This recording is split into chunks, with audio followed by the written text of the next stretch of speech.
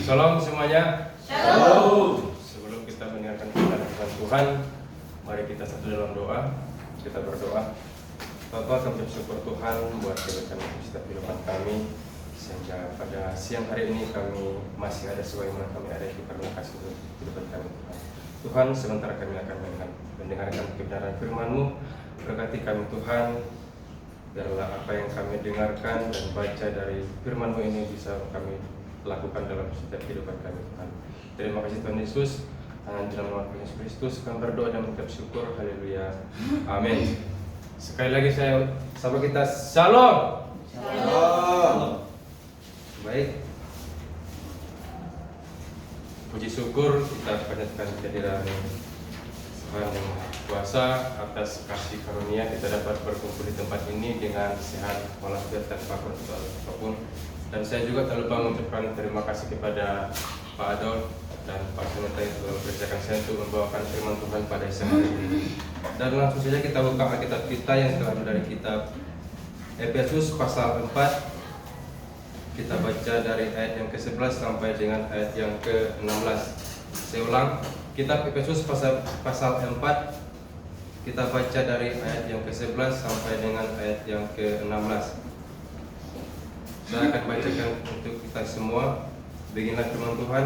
Dan ialah yang memberikan baik rasul-rasul maupun nabi-nabi, baik pemberita-pemberita Injil maupun gembala-gembala dan pengajar-pengajar, untuk memperlengkapi orang-orang kudus bagi pekerjaan-pekerjaan pelayanan, bagi pembangunan tubuh Kristus, sampai kita semua telah mencapai kesatuan iman dan pengetahuan yang benar tentang Anak Allah, kedewasaan penuh dan tingkat pertumbuhan yang sesuai dengan kepenuhan Kristus, sehingga kita bukan lagi anak-anak yang diombang-ambingkan oleh rupa-rupa angin pengajaran, oleh permainan palsu manusia dalam kelicikan mereka yang menyesatkan, tetapi dengan teguh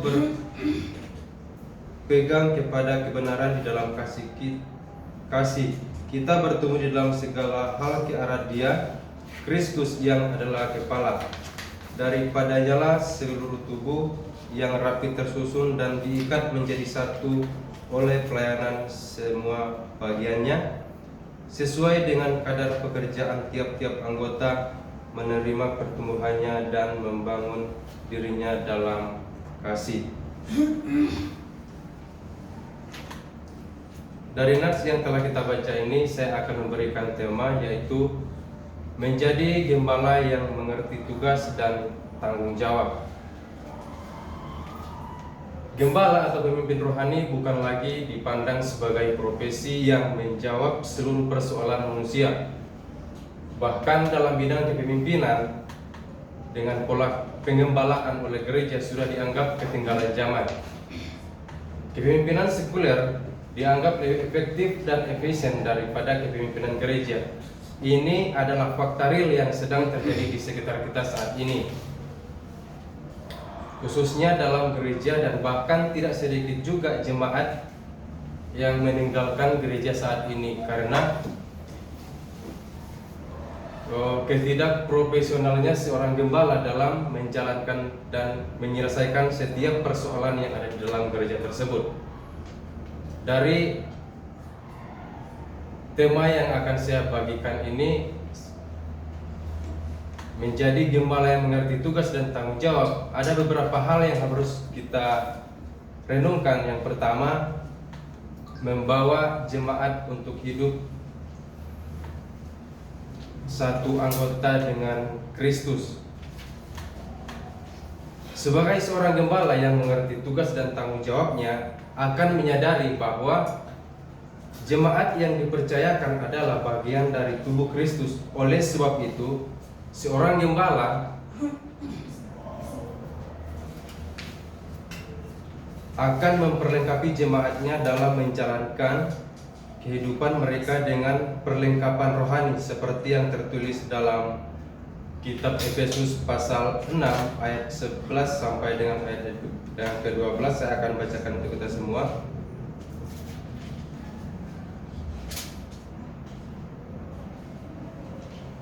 Kenakanlah seluruh perlengkapan senjata Allah supaya kamu dapat bertahan melawan tipu muslihat iblis. Karena perjuangan kita bukanlah melawan darah dan daging, tetapi melawan pemerintah-pemerintah, melawan penguasa-penguasa, melawan penghulu-penghulu dunia yang gelap ini, melawan roh-roh jahat di udara. Jadi tugas seorang gembala itu sangat berat. Karena tugas seorang gembala harus mengarahkan jemaatnya untuk ke jalan yang benar, supaya jemaat-jemaatnya tidak berjalan sendiri, harus diarahkan. Dan itulah tugas seorang gembala. Menjadi seorang gembala itu memang tidak mudah, karena tugasnya itu sangat berat. Ketika seorang gembala melihat jemaat yang belum percaya, disitulah perannya itu dinampakkan kepada jemaatnya, bahwa seorang gembala itu memerlukan kesabaran dalam mendidik, mengajar, dan mengarahkan. Dan itulah tugas seorang gembala. Menjadi gembala yang mengerti tugas dan tanggung jawab juga ini perlu kita pahami, bahwa seorang gembala ketika dipercayakan di suatu gereja dimanapun pasti memiliki tanggung jawab. Bahkan di luar gereja pun, di keluarganya sendiri pun dia tetap memiliki tanggung jawab. Dia harus menghidupi keluarganya, siapapun itu, terlebih khususnya orang-orang di sekitar.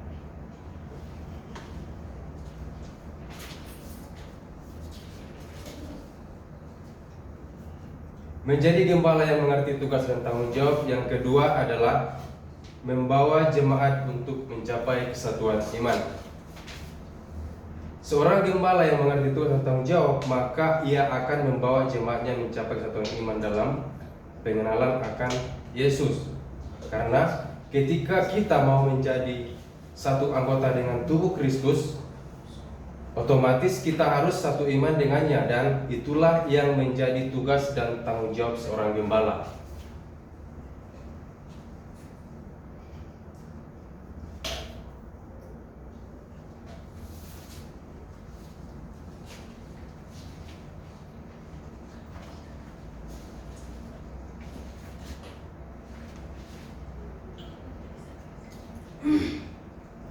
Di ayat ini juga dijelaskan bahwa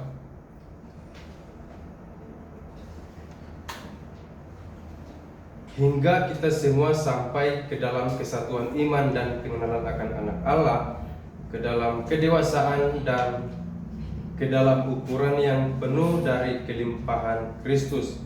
Di dalam ayat ini kembali terdapat kata depan eis.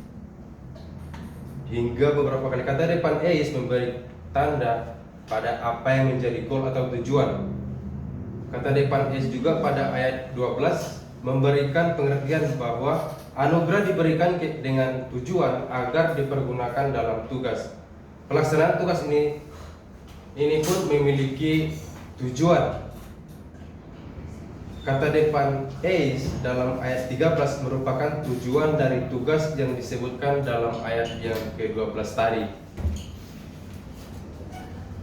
Dari tiga tujuan akhir dari pekerjaan pelayanan dan pembangunan tubuh Kristus, yang pertama kesatuan iman dan pengenalan Allah, yang kedua kedewasaan, dan yang ketiga ukuran yang penuh dari kelimpahan Kristus.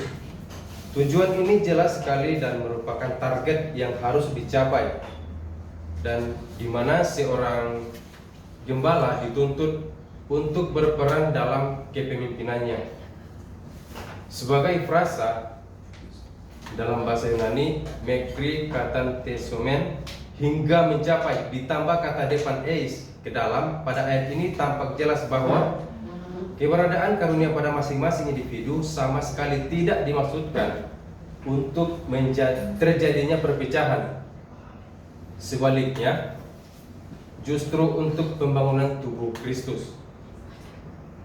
Bahkan salah satu tujuan pembangunan tubuh Kristus itu, yaitu tujuan utama, adalah kesatuan iman dan pengenalan anak Allah. Frasa eis ini, atau dalam bahasa Yunani eis metron helikias to pleromatos to Kristo, diterjemahkan ke dalam ukuran yang penuh dari kelimpahan Kristus. Frasa ini memberi pengertian bahwa ada batas ukuran tertentu, bukan suatu perkembangan tanpa batas. Artinya, ukuran tersebut bisa dicapai sebagai tanda kedewasaan. Pencapaian ukuran kedewasaan ini dapat dibandingkan dengan pertumbuhan kanak-kanak menjadi dewasa.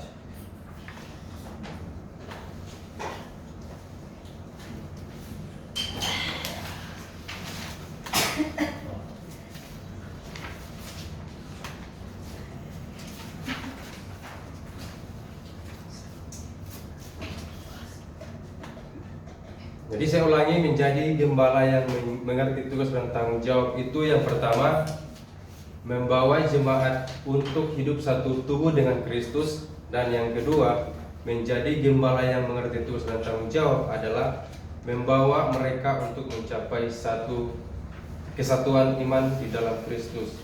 Demikianlah firman Tuhan pada siang hari ini. Biarlah firman Tuhan yang saya sampaikan dapat memberkati kita semua. Tuhan Yesus memberkati. Shalom. Shalom.